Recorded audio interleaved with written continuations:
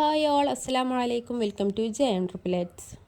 ഇപ്പം ഞാൻ ഇന്ന് വന്നിട്ടുള്ളത് നല്ല ആവിയിൽ വേവിച്ചെടുത്ത് നല്ല ഹെൽത്തി ആയിട്ടുള്ള ഒരു ബ്രേക്ക്ഫാസ്റ്റ് ആയിട്ടും ഈവനിങ് സ്നാക്കായിട്ടും കുട്ടികൾക്കൊക്കെ ഒരുപാട് ഇഷ്ടപ്പെടുന്ന ഒരു അടിപൊളി റെസിപ്പി ആയിട്ടാണ് കേട്ടോ. അപ്പോൾ അതെങ്ങനെ ഉണ്ടാക്കുന്നതെന്ന് കണ്ടു നോക്കാം. അതിന് മുമ്പായിട്ട് നമ്മളെ ചാനൽ ആദ്യമായിട്ടാണ് കാണുന്നതെങ്കിൽ ഒന്ന് പ്ലീസ് ഒന്ന് സബ്സ്ക്രൈബ് ചെയ്ത് സപ്പോർട്ടാക്കാം കേട്ടോ. അപ്പോൾ അതെങ്ങനെ ഉണ്ടാക്കുന്നതെന്ന് കണ്ടു നോക്കാം. അതിന് ഞാനിവിടെ ആദ്യം 2 നേന്ത്രപ്പഴമാണ് എടുത്തിട്ടുള്ളത്. അത്യാവശ്യം നല്ല വലുപ്പമുള്ള നേന്ത്രപ്പഴമാണ് എടുത്തിട്ടുള്ളത്. ഞാൻ ഇതുപോലെ ഒന്ന് കട്ട് ചെയ്ത് കൊടുത്തിട്ടുണ്ട്. നമുക്കിതൊന്ന് ആവിയിലൊന്ന് വേവിച്ചെടുക്കാം. നിങ്ങളെ കയ്യിൽ സ്റ്റീമർ ഉണ്ട് എന്നുണ്ടെങ്കിൽ സ്റ്റീമറിൽ വേവിച്ചെടുക്കാം, അല്ലാന്നുണ്ടെങ്കിൽ വെള്ളത്തിലിട്ട് വേവിച്ചാലും മതി കേട്ടോ. അതാക്കണം ആവിയിൽ നല്ല ഒന്ന് വേവിച്ചെടുത്തിട്ടുണ്ട്. ഇനി ഇതിൻ്റെ തൊലിയൊക്കെ ഒന്ന് മാറ്റി കൊടുക്കാം. നേന്ത്രപ്പഴം എടുക്കുമ്പോൾ നല്ല മധുരമുള്ള നേന്ത്രപ്പഴം എടുക്കാൻ നോക്കാം. അപ്പോൾ അതുകൊണ്ട് ഈ രീതിയിൽ ഇതിൻ്റെ തൊലിയൊന്ന് മാറ്റി കൊടുത്തിട്ടുണ്ട്. ഇനി നമുക്കിതൊന്ന് ഉടച്ചെടുക്കണം കേട്ടോ. ഉടച്ചെടുക്കുമ്പോൾ നിങ്ങൾക്ക് വേണമെന്നുണ്ടെങ്കിൽ അതിൻ്റെ സെൻറ്റർ ഭാഗത്തുള്ള ഒരു കറുപ്പ് ഭാഗം ഒഴിവാക്കാവുന്നതാണ്. നമ്മൾ നേന്ത്രപ്പഴത്തിൻ്റെ നാരുണ്ടല്ലോ, അത് ഒഴിവാക്കാവുന്നതാണ് കേട്ടോ.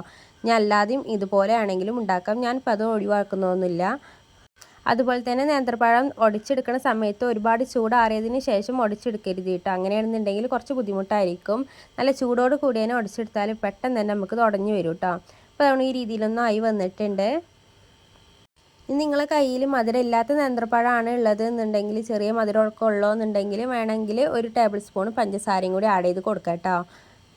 ഈ രീതിയിലൊന്ന് ഉടച്ചതിന് ശേഷം ഇതിലേക്ക് 1/2 കപ്പ് അരിപ്പൊടിയാണ് കേട്ടോ ചേർത്ത് കൊടുക്കുന്നത്. നൈസായിട്ടുള്ള അരിപ്പൊടിയാണ്.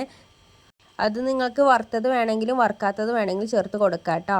അതിന് ശേഷം ഇതിലേക്ക് ഞാൻ ചൂടുള്ള വെള്ളമാട്ടോ ചേർത്ത് കൊടുക്കുന്നത്. അത് നമുക്ക് ആവശ്യത്തിനനുസരിച്ച് ചേർത്ത് കൊടുത്താൽ മതി. ഒരുപാട് വെള്ളം ഒഴിക്കേണ്ട ആവശ്യമില്ല. നമുക്ക് തോന്നുന്നു പത്തിരിക്കൊക്കെ നമ്മൾ കുഴച്ചെടുക്കുന്ന ആ രീതിയിലൊന്ന് കുഴച്ചെടുക്കണം കേട്ടോ. അപ്പോൾ അതിനനുസരിച്ച് പത്തിരിപ്പൊടിയും അതുപോലെ തന്നെ വെള്ളവും ചേർത്ത് കൊടുക്കാം. ചൂടാറിയതിന് ശേഷം കൈ വെച്ച് നല്ലോണം ഒന്ന് കുഴച്ചെടുക്കാം കേട്ടോ. ഞാൻ ചൂടൊന്ന് ആറാൻ വേണ്ടിയിട്ടാണ് ഇതുപോലെ ഒന്ന് പെട്ടെന്ന് തന്നെ ആക്കി കൊടുക്കുന്നത് കേട്ടോ. നിങ്ങൾക്ക് പൊടി വേണമെന്നുണ്ടെങ്കിൽ അതിനനുസരിച്ച് ചേർത്ത് കൊടുക്കാം. ഞാൻ ബാക്കിയുള്ള പൊടിയും കൂടി ഇതിലേക്ക് ചേർത്ത് കൊടുത്തിട്ടുണ്ട്. അതുകൊണ്ട് ഈ രീതിയിലൊന്ന് കുഴച്ചെടുത്തിട്ടുണ്ട് കേട്ടോ.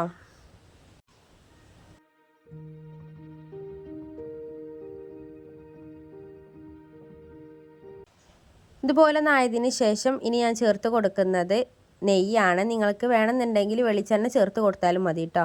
നെയ്യാണെന്നുണ്ടെങ്കിൽ വേറൊരു സ്മെല്ലായിരിക്കും, നല്ല ഒരു ഫ്ലേവറും ഉണ്ടാവും കേട്ടോ. അപ്പോൾ ഞാൻ 1 ടേബിൾ സ്പൂണ് നെയ്യാണ് ചേർത്ത് കൊടുക്കുന്നത്. ഇനി ഒന്നുകൂടി ഒന്ന് മിക്സ് ചെയ്ത് കൊടുക്കാം. ആ നെയ്യ് എല്ലാ ഭാഗത്തും എത്തുന്ന വിധത്തിൽ ഇതുപോലെ ഒന്ന് കുഴച്ചെടുത്തിട്ടുണ്ട് കേട്ടോ. നല്ല സോഫ്റ്റ് ആയിട്ട് തന്നെ നമുക്ക് കിട്ടും.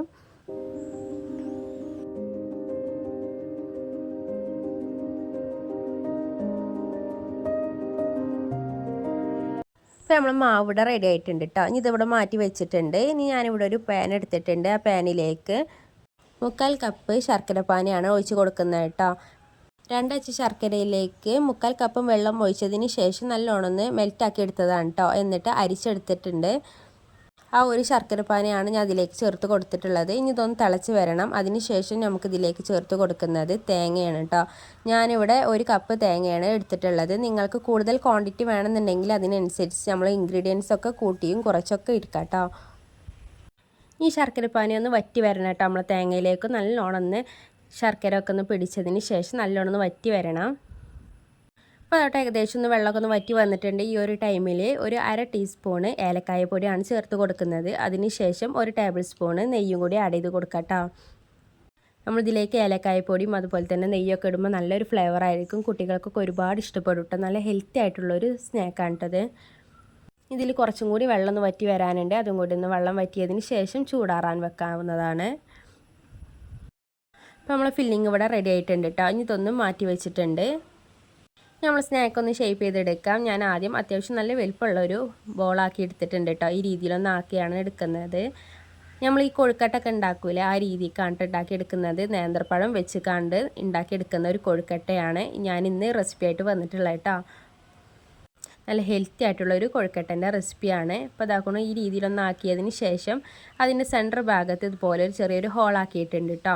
ഇനി നമുക്ക് ഈ ഒരു ഫില്ലിങ് ഇതിലേക്ക് നിറച്ച് കൊടുക്കാം. നിങ്ങൾക്ക് ഞാൻ ചെയ്യുന്നത് പോലെ ഇതുപോലെ സ്പൂൺ വെച്ച് കണ്ടോ, അല്ലാന്നുണ്ടെങ്കിൽ ആ ഒരു മിക്സ് നല്ലോണം ഒന്ന് ബോളാക്കി ഉരുട്ടിയതിന് ശേഷം ഇതിലേക്ക് വെച്ച് കൊടുത്താലും മതി കേട്ടോ. ഇനി ഇതുപോലെ റൗണ്ടാക്കി ഒന്ന് എടുക്കാം. ഈ രീതിയിൽ വേണ്ടിയിട്ട് നമ്മളിതൊന്ന് ആക്കിയെടുക്കാൻ.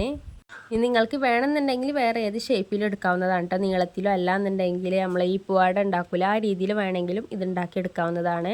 കൊഴിക്കട്ടാന്ന് പറയുന്നത് ഇതുപോലെ റൗണ്ട് ഷേപ്പിലാവുമല്ലോ, അതുകൊണ്ടാട്ടോ ഞാൻ ഈ രീതിയിലൊന്ന് ഉണ്ടാക്കിയെടുക്കുന്നത്. അപ്പോൾ അതാക്കൊണ്ട് നമ്മളെ കൊഴുക്കട്ട ഇവിടെ റെഡി ആയിട്ടുണ്ട് കേട്ടോ. ഇനി ഇതുപോലെ നമുക്ക് ബാക്കിയുള്ളതും കൂടി നിറച്ച് കൊടുക്കാം.